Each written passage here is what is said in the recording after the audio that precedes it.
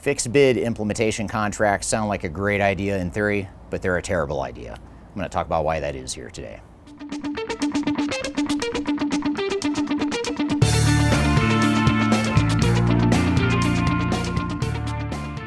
My name is Eric Kimberling. I'm the CEO of Third Stage Consulting. We're an independent consulting firm that helps clients through their digital transformation journeys.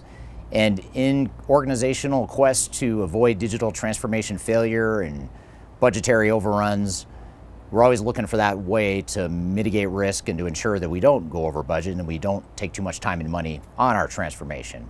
And one of the things that often comes to mind, especially for larger organizations with sophisticated procurement departments, is to negotiate an implementation contract with their software vendors or their system integrators that are fixed bid, that ensure that they will not exceed a certain price point in the implementation.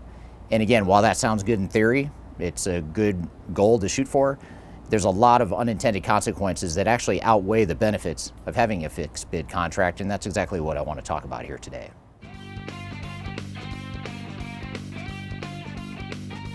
Now, the most important downside of fixed bid contracts is that it incentivizes the wrong behavior.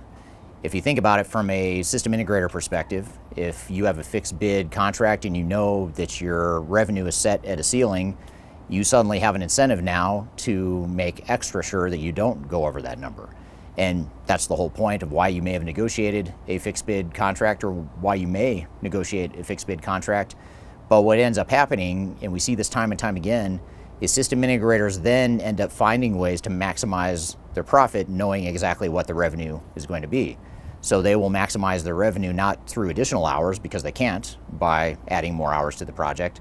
So they're left with doing other things to maximize their profit. They will put lower qualified resources on a project that are lower cost to them, but it maximizes their margin. They may cut back on the level of effort, the amount of hours that they put into the project, which may not be good for you, but it maximizes their profit. They may also decide to reduce scope and cut back on the things that they're going to do or the level of effort or the quality that they're going to invest in achieving as part of the implementation. Again, that maximizes their profit but doesn't necessarily help you.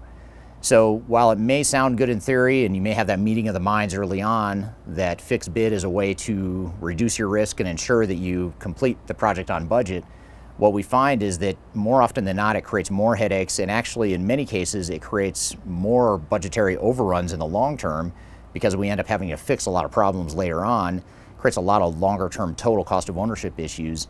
And while you may have contained the cost with your system integrator, you're now shifting the cost and the risk somewhere else. So you may end up having to hire someone else, for example, to come in and clean up a failed project.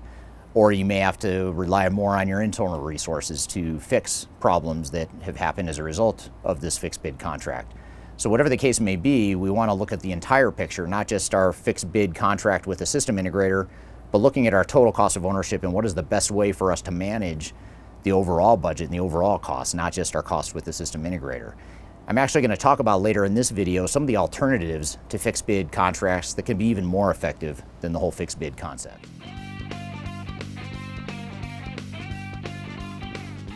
Another inherent problem with fixed bid contracts is that early in the process, when you're first signing a contract and a statement of work with a system integrator, it's nearly impossible to know what exactly the level of effort is going to be. There's only so much that a system integrator can know about your organization, no matter how good they are, no matter how many times they've done the sort of project, no matter how much time they spend on discovery, getting to know you and your organization and your needs. There's so many pitfalls and obstacles that happen during a transformation that it's nearly impossible for them to know with confidence what that actual level of effort and therefore the cost is going to be. So given that risk and uncertainty that's getting shifted now to the system integrator, they will double down oftentimes on the things I just talked about in the previous section, which is let's cut our cost and make sure that we minimize our exposure and our risk by putting cheaper resources on the project or cutting scope or reducing the amount of time that we invest in your success. So those are the things to think about is, do we really know enough about our own transformation, and does the system integrator really know enough about our transformation and about us to be able to confidently have a fixed bid proposal and contract? Now, one of the biggest challenges with fixed bid contracts is it handcuffs you as an organization. There are so many assumptions that are designed to mitigate the risk of the system integrator and their fixed bid contract that you virtually have no flexibility to change course as you go through the project. And as you go through the project, you will inevitably want to change course. There'll be things you didn't know early in the process that you decide are going to be important to this project. There may be new functionality that you want to take advantage of that you didn't originally plan on.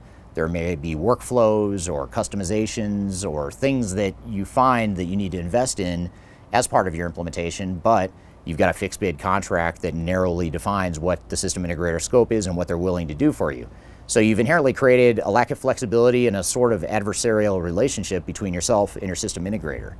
Now, typically these fixed bid contracts include provisions for change orders. So you could be telling yourself, well, that's why we have change orders. That's why we can do change orders to change the fixed bid.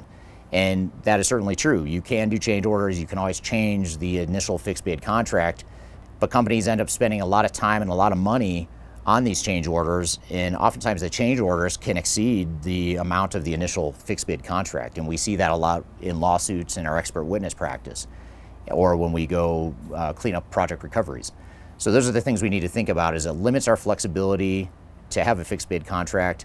And while time and material hourly based contracts have risks of their own, the bright side of those approaches is that it does give you maximum flexibility as well. So you may be asking yourself, we want to mitigate risk, we don't want a project budgetary overrun, so what do? If we don't do a fixed bid contract, what are our options? And there's two really good options that can actually be a lot more effective in the long run, especially as it relates to managing risk on your transformation. The first is to have an independent third party involved in your planning and scoping exercise. What ends up happening oftentimes is system integrators will sneak certain assumptions into their fixed bid contracts, or even if it's not a fixed bid contract, there's assumptions that have hidden costs and hidden risk that you may not be aware of. And so having an independent third party with no skin in the game, no dog in the fight, so to speak, can be a good way to ensure that you've identified those risks and mitigated those risks and put together a plan and a strategy and ultimately a statement of work for your system integrator that's reflective of who you are and what your expectations are, and you're really going in with your eyes wide open. So that's the first thing, is to make sure you have an independent third party help you with the planning and contracting process. The second thing, which actually applies more to the implementation, is to have a really solid project governance and quality assurance framework.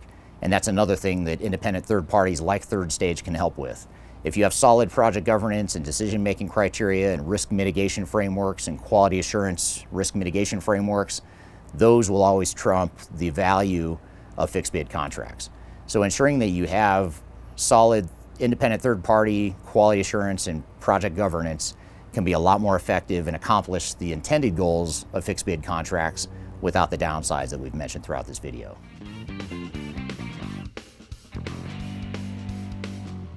So it may be very important to you to manage risk, mitigate risk, manage your budget. That's all great. You should continue to do that. But fixed bid contracts are not the best way to do that. Hopefully this has given you some ideas and guidance on how to accomplish those same goals without the downside risk.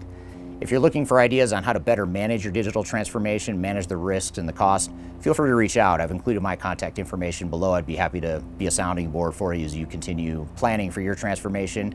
I've also included some links below to some helpful materials that might help you along the way, so I encourage you to check those out as well. So I hope you found this information useful and hope you have a great day.